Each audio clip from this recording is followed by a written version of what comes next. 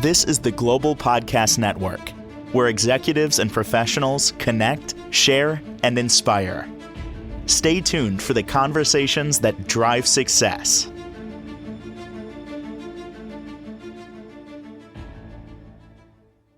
And welcome back, everyone. This is for anyone who is a licensed massage therapist, or maybe you know somebody who is, and maybe looking for a change. Maybe you're okay, you're happy with what you're doing.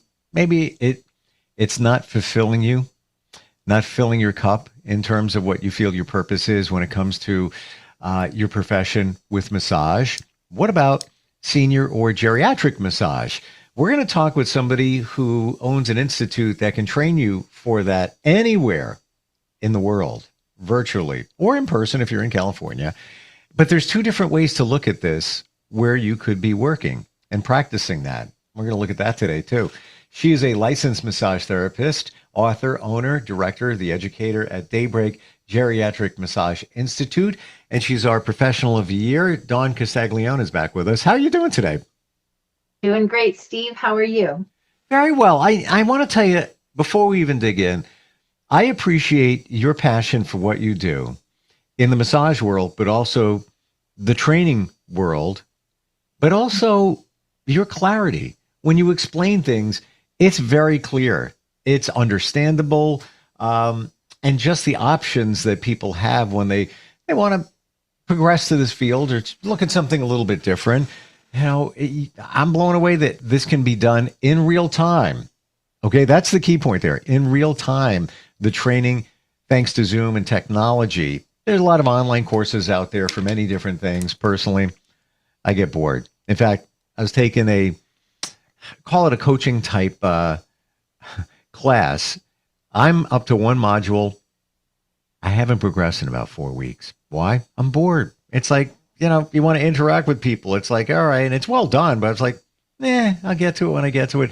This is in real time. They would be with you as if you were right next to them, directing them, right? Yes. And a lot of times the online courses too, even if you're not bored, you find other things that are more urgent on the schedule of life, right? That can easily replace that time that you would have sat down to really absorb information. So with this being a live course format, it really says, okay, we're coming together now and we're setting aside this time, and it really is more conducive to absorbing the information. So it's a great format. And you're reading my mind. I let other things get in the way when I was whatever trying to learn online. And again, it's well designed, but I'll get to it. This is over a short period of time. It would be interactive. It's almost as if you're holding their hand through it, with a volunteer on their end. That's an essential part. Hands-on, yeah. Question on that one. With the hands-on instruction and somebody getting a volunteer during the classes, that person can be of any age, right? It doesn't have to be a senior, correct? That is correct. We are trying to share the techniques and get the rhythm and the flow and the understanding of the emotional connection with your client across. However, the older the client that you invite to be your volunteer, the more of a realistic experience you're going to get. So sure. As far as, when you're doing a certain move, you might feel like you're not doing them any good. Well, you would be doing a world of good to circulatory and other things for an elderly person or someone with a degenerative condition who's young. So it's really about the mindset.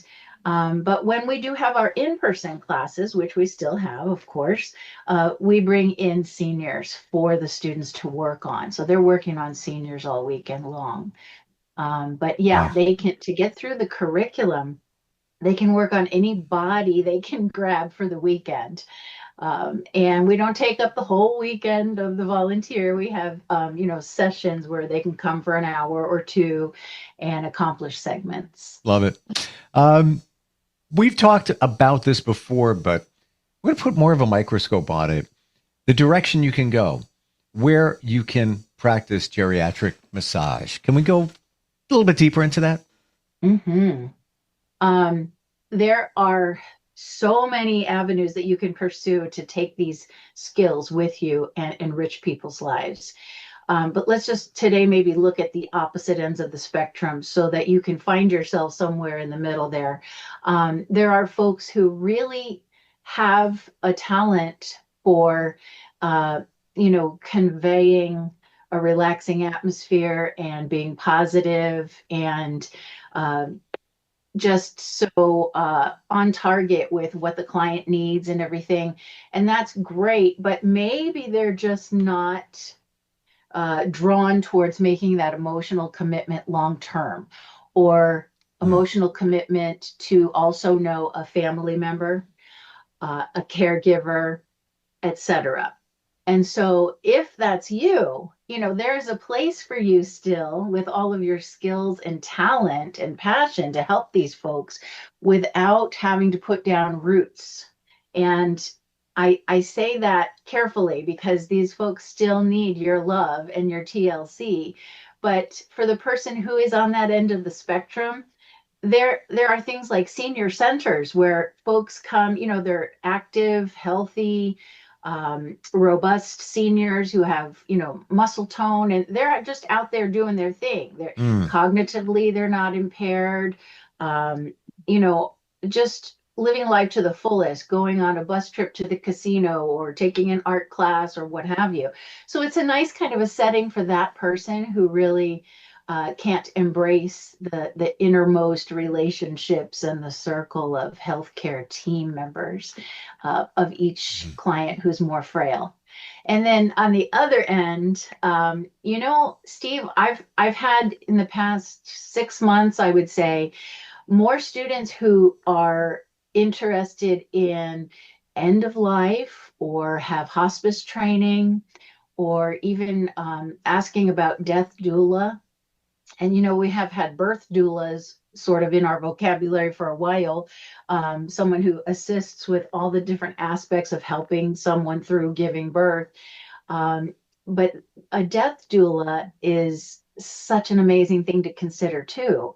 Mm. And as students are coming to me with this background, I'm learning from them and they're learning from me. And we're all, just really exploring this end of life chapter and what massage therapy can do to bring to it.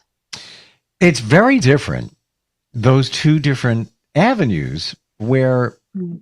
somebody might not be comfortable with end of life, but there could be others that feel, I want to be there. I want to support. I want to make somebody feel better. I want to reassure their family. But I have to believe in all of this, Dawn, you become that person's friend. You make that connection. It's not just about massage, therapy, that kind of thing. There's more going on here, right? Yes, and so even if they do choose the more active senior lifestyle to serve that population at the senior centers, there's a considerable amount of time spent in our class curriculum talking about that emotional connection, because often at that stage of life, that's what we need the most. And having someone who's happy to see you every time you walk in, I'm always happy to see my people, and they know it because Mm. there's a smile on my face. If they're open to hugging, I'm a hugger, so I'm going to go in for the hug, and I'm going to ask them, about the events in their life that are going on, and did your great grandson graduate last week as you expected, and just just amazing things that say to that person, I recognize you as a human, and I know you're inside there. You're not just a body. Yeah. Yeah. There's a Yes. lot more going on here. And that's not to take away from massage for somebody who may be younger. You may be doing the same exact thing in many regards there, that connection. Mhm.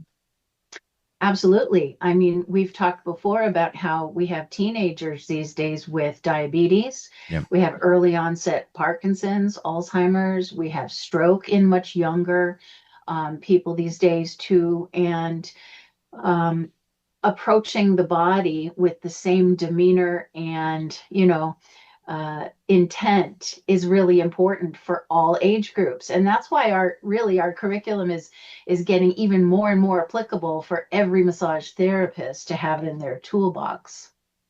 What did it for you? What was that moment where you said, "Hey, massage therapy is fine. I'm doing it. I think you said at one point you were working in a spa setting and something changed where you wanted to focus and help this segment of our population." Do you remember Yes, that moment and what I, motivated you? I do. And I feel like it was multiple things that maybe came together all at the same time for me to make that choice. But one of the things was working in the spa. It was called Burke Williams, and it is a high-end day spa that is just lovely. I loved it. I loved working there, loved my coworkers, loved the clients. They gave a good education. They send you to a month-long boot camp when you're first hired to learn how they do things. And it was very enriching and I loved it. And then the aspect that kind of challenged me as just a human and who I am was the sales end of things. And I know I mentioned that to you before too. And you're saying, yeah, it's just not my bag to try and sell people on something. And their intent was absolutely wonderful. I know they have a bottom line to worry about, and we also wanted our clients to know more about what was offered. So that's great, but my sales numbers were very low because I just wanted to make people feel better. I didn't want to say, do you need aromatherapy with that too? Right. And so that was one element, but I was going to stick it out and I was going to do my best, to suggest the aromatherapy, etc. But then my back started hurting, and it wasn't all the time, but I could see that profession full time was taxing on the body a little Uh, more than what I was used to. But again, I was ready and willing to, do my exercises and get healthy and be strong for my clients. And because the passion was there. And then one day on the bulletin board, I saw a flyer for the geriatric modality. And Steve, I had no idea that there was even such an education or a specialty or an area of, study that focused around this. And it intrigued me. And so with all of these things sort of leading up to that moment and then seeing the flyer and being raised by, a lot of the grandparent influence in my life because my mom was a single mom and working lots of jobs. And so grandmas were like my best mm, friend, my wheelhouse, And so I guess that connection with the older population and my desire to really get in there and serve in the best way that I can personally is what drove me to sign up for that class. And my wow. life changed. Wow. Yeah. It's almost as if, and I believe things happen for a reason. It's almost as if the universe was detecting that what you were doing was fine, but it wasn't totally aligning with you. So then your back hurt. It's almost like, Mhm. all right, we're going to do that there because that's going to slow her down a little bit. Maybe give her a moment to reflect on what she really wants to do. And then you Yes. went in that direction. But here's the thing. If I recall correctly, you took training through the Daybreak Institute, I did. and I did. then you took over the institute, right? Yeah, you could put it that way. Yes, I really loved the class and I went through the level 1 training and the level 2 training and I began, as I began getting my feet wet, if you will, in the modality and working with seniors, I was starting to form questions and form areas of, exploration in my mind. Like, okay, how do I do this? Or what if this? We didn't talk about that. Or what if they have that? Or so out of those questions, I began to just kind of do a little research and then also brainstorm about good ideas that would help me either to remember certain things or to explore certain things uh, in the medical intake and stuff like that. So it was kind of, layer upon layer that led me to say, wait a minute, I think I would like to teach this too. Because, if other people have these questions, I mean, if I do, other people may, right? And so I just kind of decided I would ask the director at the time, do you have other instructors? Are you open to others instructing? And how can I go about getting certified? And so that's how it happened. And I taught for the director that was at the helm at that time for 10 years. And then she decided that it was really time to retire. And it was well earned and well deserved on her part. She was one of the pioneers, Dr. Sharon Pushko, who worked with the founder, Dietrich Miesler, in the very beginning. And Wow. so when she retired, I thought, oh dear, I'm not going to have a teaching position anymore. Darn. But instead, she said, would you be willing to consider purchasing the business and carrying on the vision and the dream? And I was like, what? Me? I was thrilled, Steve, and I never really considered that that would be an option that would come along for me.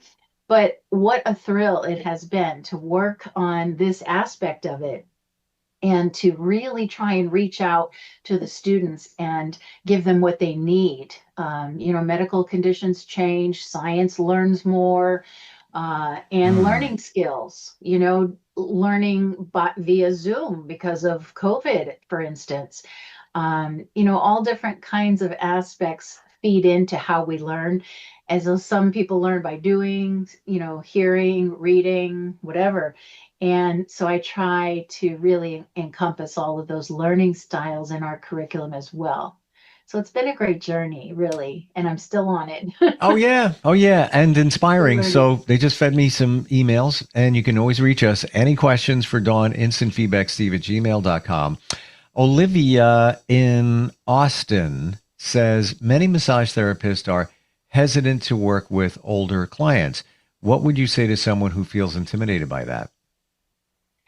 I would say, Olivia, that it's good to remember that elderly clients are just you and me 5 minutes down the road. They are still the human spirit inside of a body, and the body wears out. Darn, right? I mean, we're here for a short time on this earth, but they're still very, very vibrant and they still have very, very interesting histories and passions themselves and things that are important to them aside from how the hands touch the body. So once you learn the skills to minimize risk and take away the danger of regular massage to a senior body, then you're left with a person and a person. There's you and there's your client. And getting to know them and hearing their stories, it's truly amazing. So I would say, Olivia, to go into your sessions, or massage therapists who do, to go into their sessions with the focus on the human aspect of what we do and get to know that person first. And then everything else begins to really flow more naturally. So we got another one here. This is Kevin in Orlando who says, I'm planning to study massage. How do you tailor massage techniques to support clients with cognitive challenges such as dementia? That's a good one.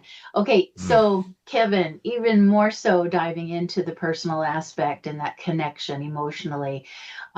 There are times with dementia or Alzheimer's that you may have a visit with that person who, will, or visit with the person where you will do very little massage and a little bit more holding or rocking with them, or maybe even just grabbing a photo album of theirs from their room and say, let's go through it together. And I very rarely approach them by saying, hello, I'm here to give you a massage today, because sometimes that's just, I don't know, it's just sort of out of left field.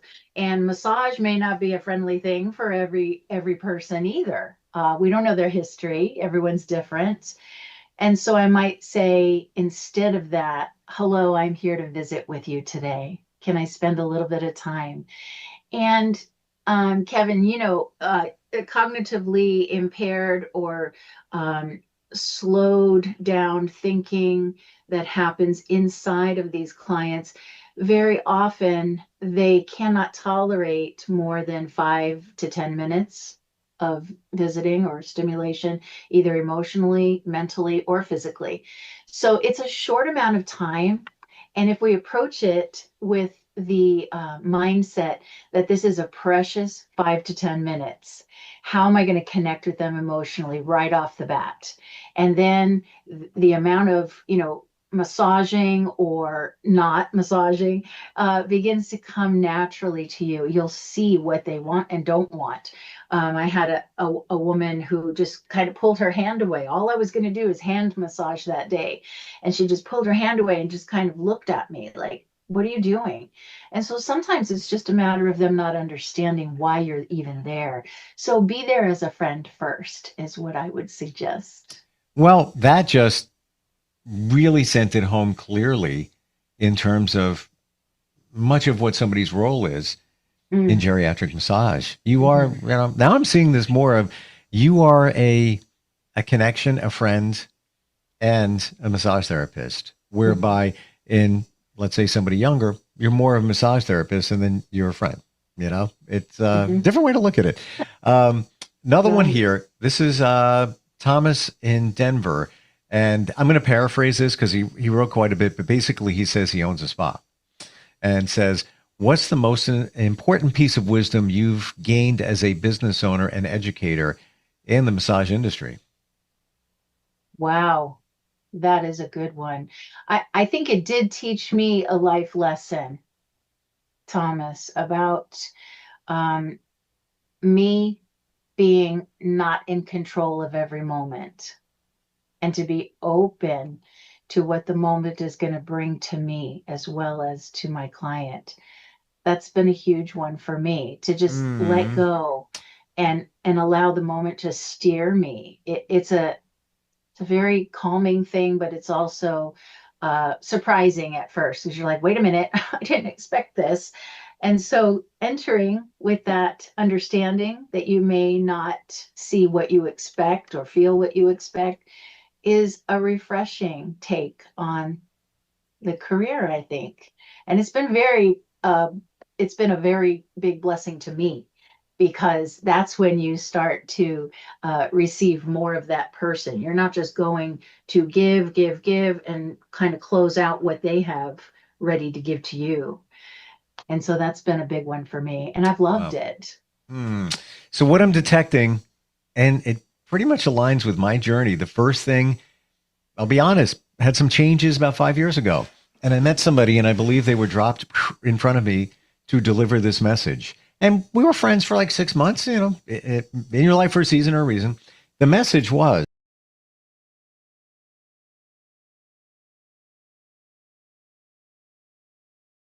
always live in the past and the future, like the moment here, now, live in the moment. It took me time to process that. But when you live in the moment, things are beautiful. If you think about the past, that could lead to, I don't know, could be depression, could be, dwelling on something. The future could be anxiety. Future's not here yet. I don't know what's going to happen in the future unless you know. Let me know. Like, we don't know. But if you live in the moment, slice the second here. It's beautiful.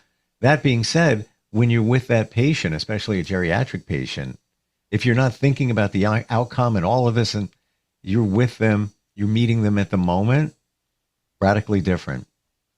Yes, and it reminds me of what you said just a few moments ago about the universe showing up for you. When you do that, when you go in open, the universe shows up and gives you what you need. I know it sounds woo-woo, but it's We've all experienced about it. energy. Yeah, exactly. Yeah. It's about energy and thought and emotion. So, just go there. Just open yourself up and think about what you love. And you said Thomas was from Denver, right? That Correct. last email. Yep. Okay, I just spent 3 days in Oh, Denver. that's right. Yay! Duh. And Wow. I had a little bit of snow on one of the mornings, and it was just glorious because I was reliving my past on the East Coast. Wow. But I was there because there's an upcoming summit in May, and it's hosted by ABMP. And they are just one of several companies, organizations that offer liability insurance for, massage therapists. And so they offer a whole lot more than just insurance, though. They do podcasts, continuing education courses, Mm. blogs, social events online, things like that. And they just blessed me so much, inviting me there to be part of that summit and teach one of the classes. And I would never have thought about traveling to, I mean, to teach, yes, but to be a part of someone else's event, where it's run by someone else and you're being invited into their circle, it was quite an honor and quite a blessing. Wow. And so, just I want to throw that out there. If you are at all interested in their little summit, it's a 1-day thing. Love it. And it's filled with powerful information. And I'm excited to be a part of it. So it's in May. Look, abmp.com. Like we said, things happen for a reason. Denver. I didn't pick up, the connection there that you were just in Denver. Right? Weirdness. We're not. What's the website for somebody to connect with you to learn more about the Institute? Okay. Our website here at Daybreak is daybreak-massage.com. And there's lots of good information on the website about our curriculum and our past students and our founder and directors and so forth. But there's a contact us page. So just click on that one. If you have any questions or would like to chat with me on the phone, I'll give you a call. So the contact us page is the way to go. There's also a registration page. If you're just ready to sign up, you can sign up online. Beautiful. And unlike a lot of the online programs, there's a lot of great ones out there, but there's no human connection or accountability. They've got you, Dawn, and we do too. Thank you so much for being here today. Thank you, Steve. It's been a pleasure. Likewise. Oh, by the way, if you want to reach us, any questions for Dawn in the future, instantfeedbacksteve@gmail.com. This is the Global Podcast Network, where executives and professionals connect, share, and inspire. Stay tuned for the conversations that drive success.